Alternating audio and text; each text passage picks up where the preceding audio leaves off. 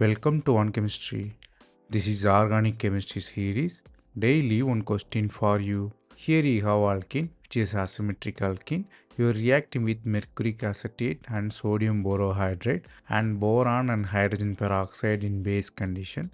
We should find two different reagents. What difference the reagents can make? The reaction is about reagent selectivity. Mercuric acetate basically involve mercuration and demercuration. Mercury added to the alkene and form the product. Boron also same, added to the alkene and form the product. Mercuration is the interesting one because it forms cyclic intermediate, very selective and goes through Markovnikov rule.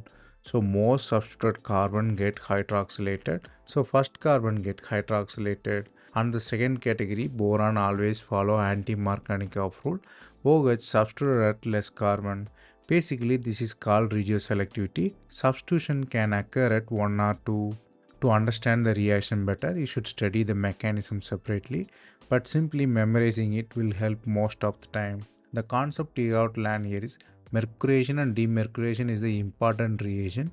It will form final product without any rearrangement with the compliance of Markovnikov rule.